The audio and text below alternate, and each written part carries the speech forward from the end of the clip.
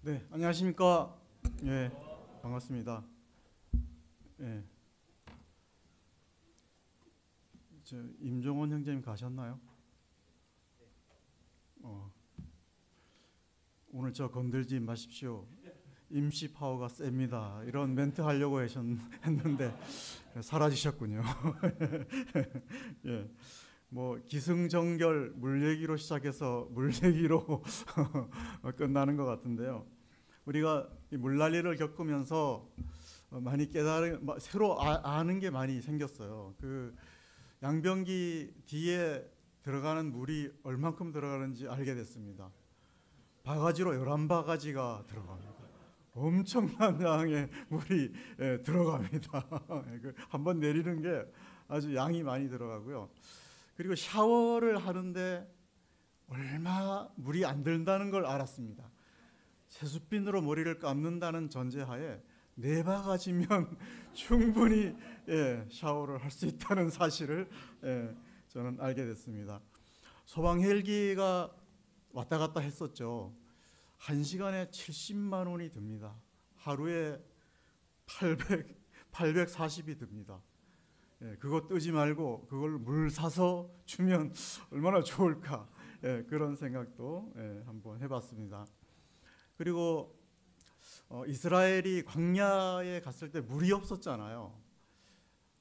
이거 얼마나 갈급했을까, 이런 게 좀 간접적으로 좀 다가왔고, 또 하나님께서 그 바위 위에서 물을 콸콸 쏟았을 때, 이 감격이 얼마나 컸을까, 그런 생각도 좀 하게 되는 계기였던 것 같습니다. 오늘 함께 은혜 받을 말씀 제목은 탄식할 수밖에 없는 상황을 이겨내는 방법, 이렇게 정했습니다. 말씀은 시편 42편 1절에서 11절까지 같이 나누겠습니다. 시편 42편 1절부터 11절을 저와 여러분이 한 절씩 교독하겠습니다. 구약 832쪽쯤에 나와 있습니다.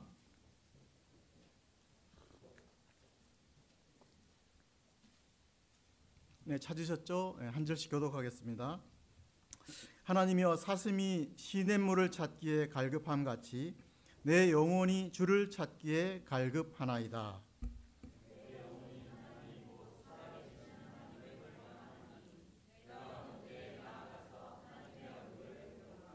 사람들이 종일 내게 하는 말이 내 하나님이 어디 있느냐 하노니 내 눈물이 주야로 내 음식이 되도다.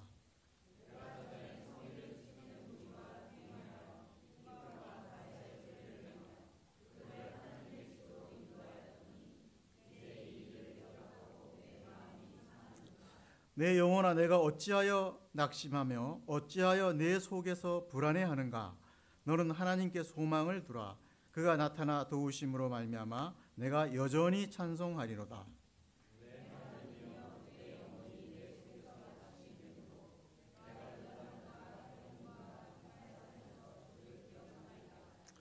주의 폭포 소리에 깊은 바다가 서로 부르며 주의 모든 파도와 물결이 나를 휩쓸었나이다.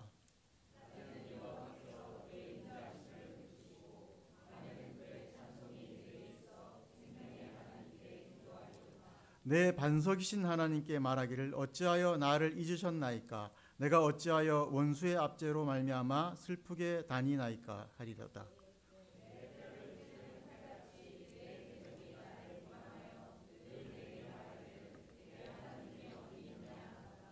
내 영혼아, 내가 어찌하여 낙심하며 어찌하여 내 속에서 불안해하는가. 너는 하나님께 소망을 두라. 나는 그가 나타나 도우심으로 말미암아 내 하나님을 여전히 찬송하리로다.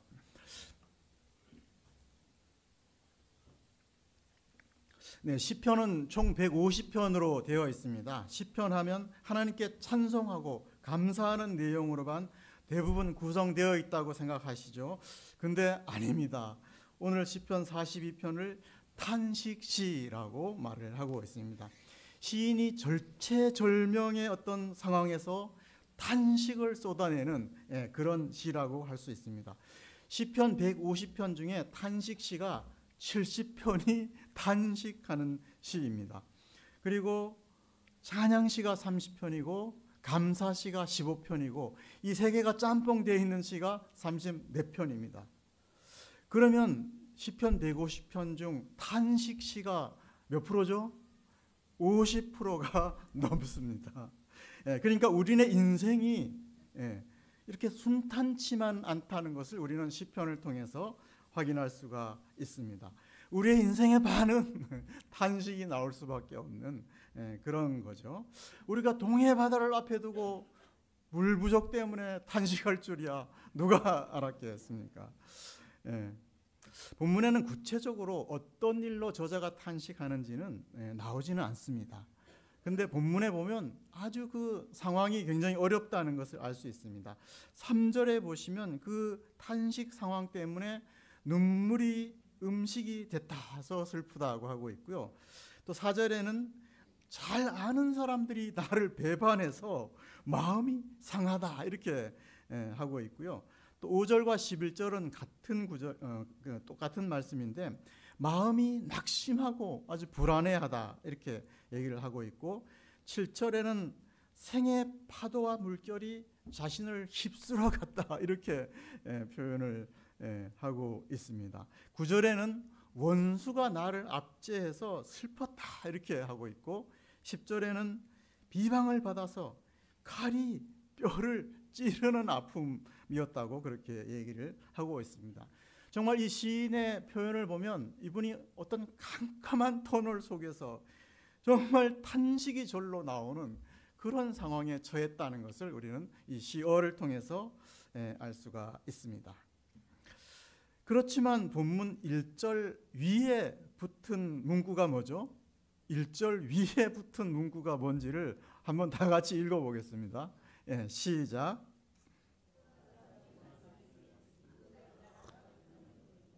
네, 이걸 볼 때 본문의 저자는 고라의 자손이고요. 마스길은 교훈시라는 뜻입니다. 그러니까 그 탄식하는 상황에서도 결국은 그 탄식을 넘어서게 되었고 그게 결국은 노래가 되어서 우리에게 교훈을 주는 시라고 할 수가 있습니다. 고라 자손은 찬양을 담당하는 전문가 레위인이었습니다. 찬양 전문가라고 할 수가 있겠죠. 우리 교회도 찬양 전문가들이 많이 있지 않습니까? 저는 찬양 전문가가 아닌데 자꾸 테너를 하라고 합니다. 그래서 제 별명이 임테너입니다. 그래서 테너 파트 이번에 잘 소화할지는 좀 알아봐야 되겠습니다.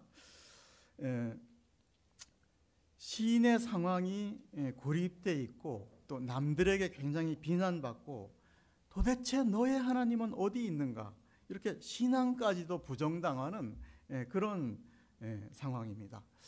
그래서 이제 이게 우리하고 어떻게 좀 접목을 시킬 수 있을까 생각하다가 제가 에릭 프롬이라는 독일의 그 사회 심리학자의 저서를 하나 소개를 해드릴까 합니다. 그의 저서가 소유냐 존재냐 이런 책이 있습니다. To have or to be 이런 제목의 책인데요. 책 내용은 인간의 삶의 형태를 어떤 소유 중심의 삶과 존재 중심의 삶으로 구분을 하고 있습니다. 그래서 소유 양식의 삶보다는 어떤 존재 양식의 삶을 추구할 때 인간은 행복하다 이렇게 이 책에서 주장을 하고 있습니다. 그러니까 소유형 인간은 뭔가를 많이 가지느냐 그거를 통해서 자기를 규정하는데요. 존재형 인간은 자기의 존재의 어떤 경험을 많이 하느냐 이렇게 이제 나누고 있습니다. 그래서 우리가 여기 꽃은 없지만 꽃이 있다고 해보면은 그 꽃을 꺾어서 집에 가지고 와서 화병에 기어이 꽂아야 직성이 풀리는 인간은 소유형 인간이라고 할 수가 있고요. 존재형 인간은 그 자리에서 그 꽃을 보면서 얼마나 아름다운가 이것을 경험으로 즐기는 그런 인간을 존재형 인간이라고 그렇게 할 수가 있습니다. 성경적인 비유를 보면 아담과 하와가 선악과를 따 먹고 하나님처럼 되려고 했던 그 사실이 소유형 삶을 추구한다라고 할 수가 있습니다. 그리고 또 율법을 내가 지켜서 내가 의의를 많이 쌓아서 구원받고자 하는 이것도 이제 소유형 어떤 삶이라고 할 수가 있는데 반면에 믿음으로 그 하나님의 자녀가 그런 존재가 되는 것을 이제 우리는 존재형이라고 할 수가 있습니다. 그래서 예수님의 삶을 잘 들여다보면 존재형의 삶을 사셨다는 것을 우리가 알 수가 있습니다. 오늘날은 미디어 사회라고 합니다. 미디어를 과소비하는 그런 시대라고 합니다. 특히 익명성이 보장이 되니까 그 익명성 뒤에 숨어서 남을 정죄하고 남을 비난하고 그런 예가 굉장히 많죠. 그것 때문에 자기도 고립되고 그런 경우가 많습니다. 그러니까 온라인상에서는 존재형 인간보다 소유형 인간이 넘쳐나는 그런 것을 볼 수가 있습니다. 그 작년에 그 17살짜리 고등학생이 원주에 사는데 16살 김해에 사는 여학생을 찔러서 죽인 일이 일어났습니다. 근데 제가 왜 이 얘기를 하냐면 두 사람은 4년 동안 단 한 번도 만난 적이 없었어요. 그냥 카톡으로 대화를 주고받다가 뭐 약간 오해가 생겨서 그 남학생이 만나는 첫날에 여학생을 죽이는 그런 아주 그 SNS의 이 폐가 극력이 드러난 그런 사건도 있었습니다. 그래서 하여간 SNS에는 소유형 인간이 넘쳐납니다. 좋은 집, 외제차, 명품 백, 명품 목걸이 이걸로 자기의 존재를 증명하는 게 많잖아요. 샤넬 가방, 반클리프 아펠, 그라프, 나토 목걸이,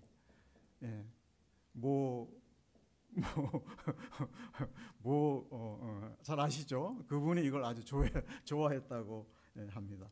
뭐 영부인이 좋아했던 명품입니다. 처음 들어보시죠? 샤넬은 들어보셨나요?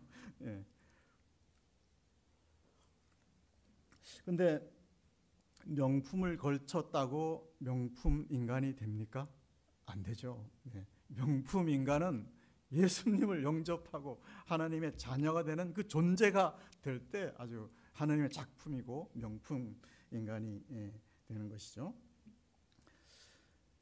그래서 정말 SNS에는 정말 이렇게 이 시인의 상황처럼 우리가 이런 시대에 자기를 고립시키고 또 그런 소유형 인간들을 보면서 상대적인 박탈감을 많이 받는 그런 시대인 것을 알 수 있습니다. 그래서 쉽게 혼자 숨어서 낙심하고 불안해하는 그런 시대라고 진단을 할 수가 있습니다. 그래서 오늘 본문은 이런 시대에 낙심하지 않고 크리스찬이 어떻게 잘 대처할 수 있는가를 말씀해 주고 있습니다. 그럼 1절부터 한번 보도록 하겠습니다. 1절을 다 같이 한번 읽어보겠습니다.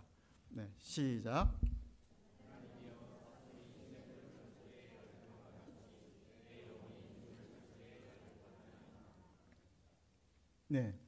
본문의 저자는 하나님을 갈급하게 사슴이 시냇물을 찾듯이 갈급하게 찾는 것에 하나님을 찾는 것을 비유를 하고 있죠. 사슴이 왜 물을 찾습니까? 물놀이 하려고 물을 찾습니까? 여름 휴가 즐기려고 물을 찾습니까? 아닙니다. 생명을 유지하기 위해서 물을 찾습니다. 본문에 갈급하다는 것은 부르짖다, 막 헐떡거리면서 달린다 그런 의미입니다.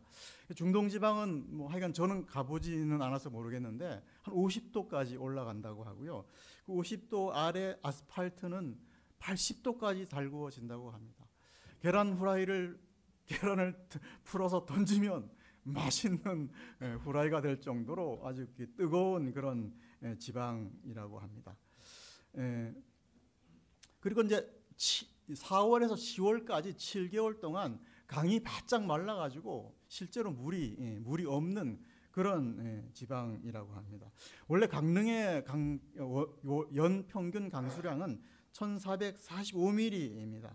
이 비가 7, 8월에 반이 와야지 우리가 가뭄을 겪지 않는데 한 번도 안 와서 이 물난리를 겪고 있지 않습니까? 근데 예루살렘 쪽은 1년에 강수량이 500mm밖에 안 된다고 합니다.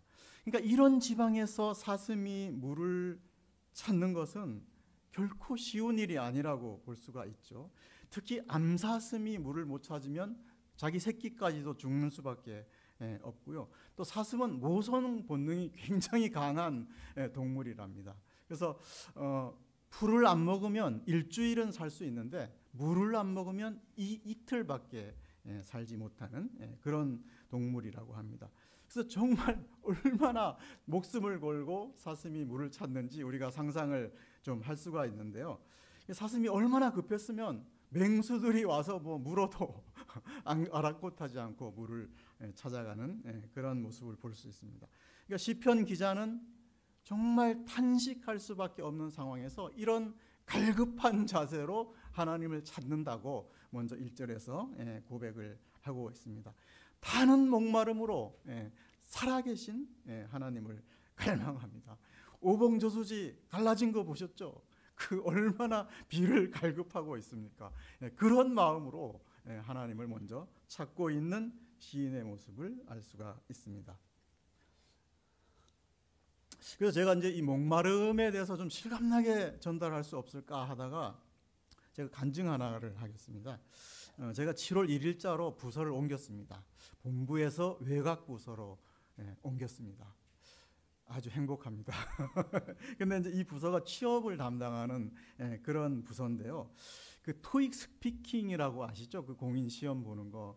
그 부서가 그 문을 열어주는 일을 합니다.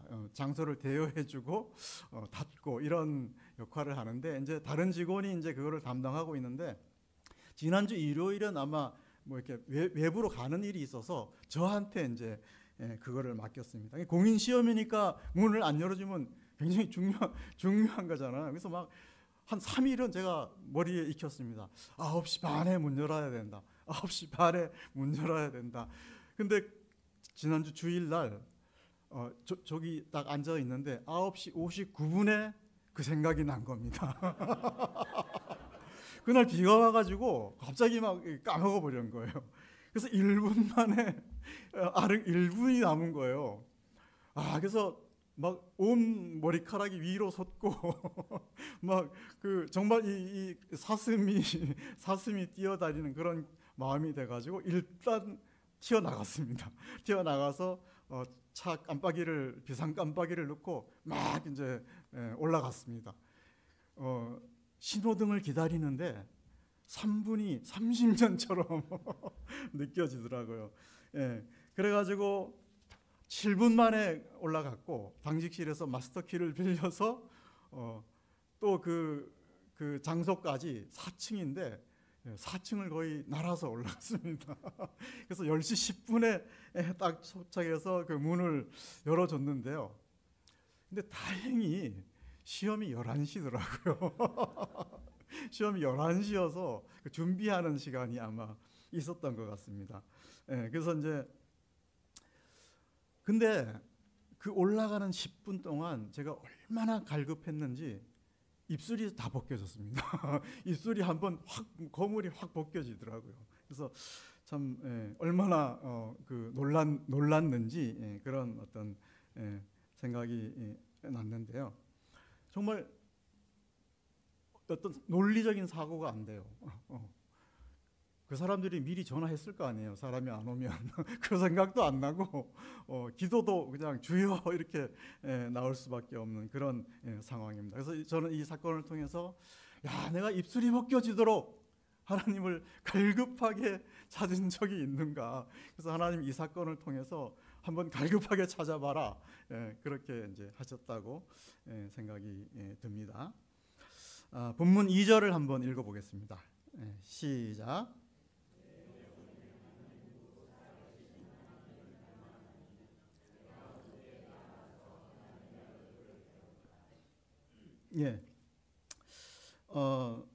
하나님의 얼굴을 배울까 이것은 그 옛날에 탄식하는 성도들과 함께 예배를 드렸던 때를 회상하면서 예배를 회복하기 위해서 탄식하는, 갈망하는 그런 저자의 자세를 볼 수가 있습니다. 그래서 우리가 탄식이 절로 나오는 나의 상황 하에서 하나님을 갈급하게 찾는 비결 뭘까요? 뻔한 거 세 가지만 말씀드리겠습니다. 정말 뻔한 겁니다. 첫째는 말씀입니다. 말씀으로 하나님을 찾아야 됩니다. 근데 말씀을 찾는데 저자의 직강을 주로 들으십니까? 아니면 저같이 이렇게 형제님이 전해주는 말씀이나 유튜브에 떠돌아다니는 이 특강을 주로 들으십니까? 저자의 직강을 제쳐두고 배달해주는 그의 만 의지해서도 안 되겠습니다. 내가 직접 저자의 직강을 보고 하나님을 갈급하게 찾는 자세 중요합니다. 듣는 거가 불필요하다는 얘기는 아닙니다. 직강을 먼저 듣는 자세가 필요하고요. 그리고 두 번째는 두 번 하면 잔소리죠. 기도죠. 기도를 통해서 또 하나님을 찾을 수가 있습니다. 그래서 어떤 선교사님 보니까 볼펜 만년필 뚜껑을 잃어버렸어요. 근데 그 만년필 뚜껑을 찾게 해달라고 아주 간절하게 기도하는 모습 본 적이 있습니다. 그만큼 겸손하게 하나님께 나가는 그런 자세가 있을 수가 있고요. 그리고 세 번째는 예배와 성도들 간의 교제입니다. 본문 2절 말씀이 그것을 말씀을 해주고 있죠. 그러니까 예배와 성도의 교제를 통해서 하나님을 찾는 자세가 굉장히 중요하다. 정말 탄식하고 아주 깜깜한 어두움 속에 있는 상황에 있으면 성경이 눈에 들어옵니까? 성경을 펴놔도 그의 글씨가 들어옵니까? 기도 나옵니까? 안 나옵니다. 주여 주여 이렇게밖에 할 수가 없는데, 이럴 때 우리는 그 교회의 기도 제목을 제시하고 또 이렇게 예배에 힘들지만 참석하고 그렇게 하는 게 정말 중요합니다. 교회가 최후의 보루고 교회가 최후의 울타리가 될 수가 있습니다. 그래서 제가 탄식 상황이 들면 자꾸 자기를 고립시키는데 나와서 성도들과 교제하는 게 굉장히 중요하고요. 또 한 가지 중요한 것은 당황하면 안 됩니다. 고객님 많이 당황하셨어요? 우리 옛날에 그런 개그 나오잖아요. 당황하면 이 논리적인 사고와 이성적인 사고가 되지가 않습니다. 여러분 독수리 아시죠? 독수리, 하늘의 왕자 독수리가 사자에게 잡혀 먹는다는 사실 아십니까? 왜 잡혀 먹나? 사자가 용감해서 잡혀 먹는 게 아닙니다. 독수리가 쫙 내려와서 먹을 걸 탁 낚아채면 사자가 엉 합니다. 그러면 막 도망가다가 잡혀 먹습니다. 당황해서 나는 걸 잊어버린 거예요. 나는 걸 잊어버렸어요. 그래서 뛰어가다가 사자에게 잡혀 먹습니다. 꽁 어떻게 잡는지 아시죠?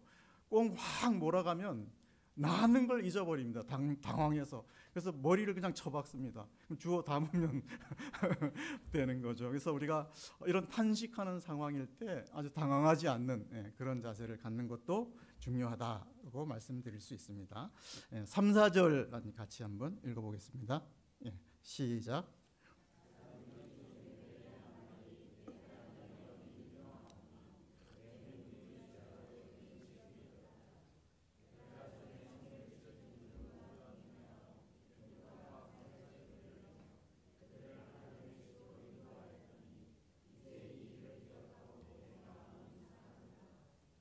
감사합니다.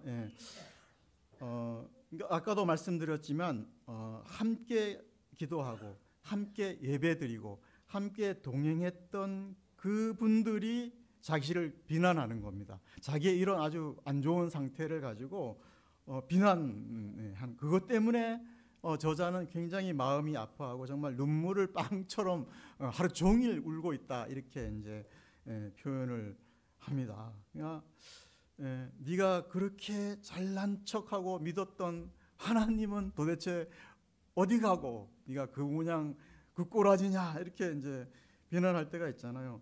회식 오라 할 때 안 오고 예배 드리고 간다더니 네 꼬라지가 그게 뭐냐, 이렇게 정말 신앙까지 부정당할 때 이게 참 속상하고 괴로울 수가 있죠. 그거는 좋습니다. 근데 하나님마저 이 상황을 반전시킬 기미마저 보이지 않을 때, 하나님마저 침묵하고 계신 것 같을 때, 이때 더 이제 괴로울 수가 있는 거죠. 그래서 시인은 이렇게 이제 이런 상황에서 한탄만 하고 있지 않았습니다. 반전이 일어나는데요. 5절을 다 같이 한번 읽어보겠습니다. 시작.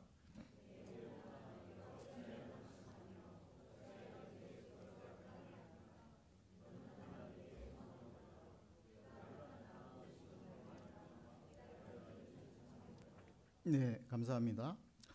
본문을 잘 분석해 보면 두 사람이 나옵니다. 두 사람.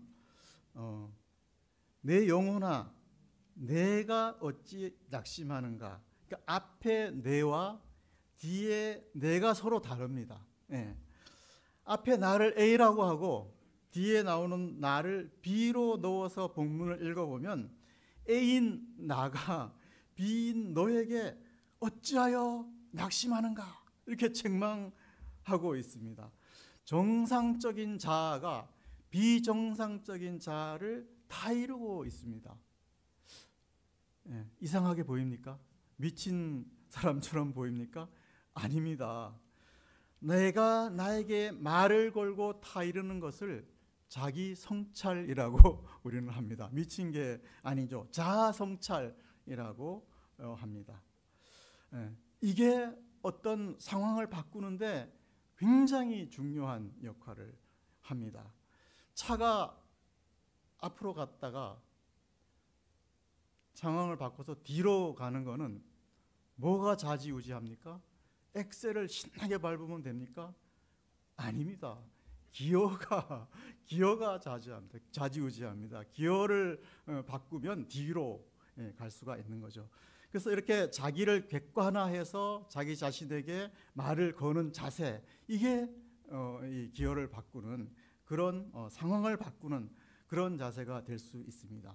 그래서 우리가 나를 멍한 그런 상태에 계속 두면 엑셀을 계속 밟는 것처럼 계속 저 깊은 그 탄식의 나락으로 생각이 떠내려갈 수밖에 없다는 사실을 우리는 알 수가 있습니다. 제가 토익 스피킹 그거 10분 동안 올라가면서 어떤 상상을 했는지 아십니까? 전국 뉴스에 나와서 창피를 당하고 직장을 잘려서 방송을 타는 그런 상상이 들었고요. 수업생들이 시험을 못 봐서 소송을 걸어서 제가 법원을 왔다 갔다 하는 그런 쇠고랑차는 그런 상상까지 들었습니다. 그러니까 입술이 10분 만에 벗겨지는 거죠. 그 미네소타 대학교의 심리학 교수인 에릭 클링거 교수가 발표한 논문을 보면 보통 사람은 하루에 4,000가지의 생각을 하고 산답니다. 근데 이 중에 50%가 자기 의지와 상관없는 생각들이 나온다고 합니다. 그러니까 비자발적인 생각이라고 할 수가 있습니다. 그런데 이 비자발적인 생각들이 나에게 불안과 우울과 스트레스를 준다고 할 수가 있습니다. 예를 들면 뭐 아까 저도 말씀드렸듯이 정말 자기 의도와는 상관없이 막 교통사고를 당하는 생각이 떠오른다든가, 뭐 불치병에 걸려서 알아 누우는 그런 상상이 든다든가, 뭐 직장에서 퇴출당하고 음란하고 뭐 탐욕의 마음, 누구를 막 살인하는 그런 무서운 생각도 스쳐가고요. 전에 30년 전에 창피를 당했던 그 생각이 지금 막 떠올라서 막 얼굴을 붉히고 창피해하는 그런 것도 있고, 심지어 어떤 분은 내가 가스 밸브를 잠그고 나왔나 안 나왔나 이것 때문에 하루 종일 불안해하는 사람이 있습니다. 이런 분은 119차가 지나가면 저기 우리 집으로 가지 않는가 뭐 이렇게 이제 하죠. 이걸 이제 심리학으로 강박사고라고 하는데요. 심한 분은 비행기 탔다가 비행기가 막 떠나려고 하는데 가스 밸브 잠그로 내려서 집으로 갔던 그런 경우도 있습니다. 그래서 로마서 7장 23절에는 사도 바울은 이런 상황을 사탄이 내 지체 속에 있는 죄의 법으로 나를 사로잡아 간다 이렇게 이제 표현을 하고 있죠. 이 사도 바울이 이런 자세입니다. 죄로 잡혀가는 자신을 제3자의 입장에서 이렇게 처리하고 있는 거죠. 그러니까 죄로 끌려가는 자신을 책망하고 못 가게 그렇게 하는 자세가 중요하다 그렇게 생각이 듭니다. 그래서 자기를 자꾸 꾸짖는 그런 자세가 필요하고요. 어찌하여 그렇게 하느냐 그렇게 하고 있습니다. 정말 하나님의 사랑이 의심되면 무슨 소리를 하는 거야. 로마서 8장 33, 38, 39절에는 그 어떤 것으로부터 하나님의 사랑을 해서 끊을 수 없는 거야. 이렇게 자기를 책망하면 방향을 바꿀 수가 있습니다. 그런 자세 하나 우리가 배울 수가 있습니다. 이거를 이제 다른 말로 자기가 자기 자신에게 설교한다 이렇게 표현을 할 수 있습니다. 그래서 저자는 자신에게 뭐라고 설교하고 있습니까? 너는 하나님께 소망을 두라 이렇게 하고 있죠. 영어로는 Put your hope in God 이렇게 되어 있습니다. 그러니까 하나님 안에 소망을 두라 이렇게 자기 자신에게 설교를 하고 있습니다. 우리가 불안한 이유는 영원하고 흔들리지 않는 하나님께 소망을 두지 않고 세상에 소망을 두기 때문에 그렇습니다. 또 연약한 자기 자신 안에 소망을 두기 때문에 그렇습니다. 그래서 세상의 모든 것은 아침 안개와 같고 풀의 꽃과 같이 사라질 것이니까 여기에 소망을 둘 수가 없다라는 것을 말씀을 드릴 수가 있습니다. 그리고 잠언 29장 18절에는 꿈, 소망, 비전이 없는 백성은 망한다 이렇게 증거를 하고 있습니다. 오스트리아의 심리학자 빅터 플랭클 박사가 있습니다. 이 사람은 독일의 나치 치하의 아우슈비츠 그걸 다 경험한 그런 사람이고요. 아우슈비츠는 우리가 잘 알듯이 160만 명이 학살당한 그런 일이 있었고, 그래서 이 사람이 그 체험을 바탕으로 죽음의 수용소라는 그런 책을 냈습니다. 그래서 그 책에는 삶의 의미를 깨닫고 소망을 가진 사람은 그런 상황을 잘 극복할 수 있었다 이렇게 증거를 하고 있습니다. 소망을 잃지 않은 사람은 그런 상황에서도 다 살아났다 이렇게 볼 수가 있고요. 그 소망이 없는 사람은 이제 일찍 죽는 그런 상황인데, 이분이 그 책에서 특이한 점을 하나 소개를 하고 있어요.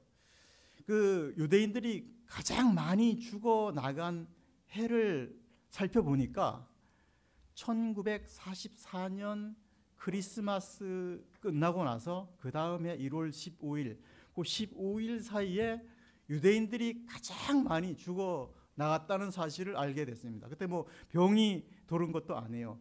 근데 이들에게 어떤 소식이 전해졌냐면 1944년이 마칠 때쯤에는 2차 세계대전이 끝나서 자기네도 이제 해방된다, 이런 어떤 소망이 생겼습니다. 그게 전쟁 정황을 볼 때 독일이 패망할 것 같은 그런 아마 보도가 나왔던 거예요. 그래서 사람들이 이제는 풀려날 것이다, 그런 어떤 소망을 갖고 있었는데 2차 대전이 언제 끝났죠? 1945년 5월 8일. 일본이 망한 것은 1945년 8월 15일. 그래서 우리 해방이 됐죠. 안 끝났어요. 44년에 안 끝났어요. 그리고 그냥 쭉 세월이 흘러가니까 이 소망이 다 잃어버린 거예요, 유대인들이. 그래서 그 소망이 없는 그 기간에 유대인들이 그냥 가장 많이 자연사하는 그런 사실을 볼 수가 있습니다. 그래서 우리가 이걸 볼 때 하나님께 소망을 두는 것이 얼마나 중요하고 그런 것을 알 수가 있습니다. 그리고 마지막으로 우리가 저자에게서 하나 배울 수 있는 사실은 하나님께 자기 현재의 그 감정을 남김없이 토로하고 있습니다. 저 힘듭니다.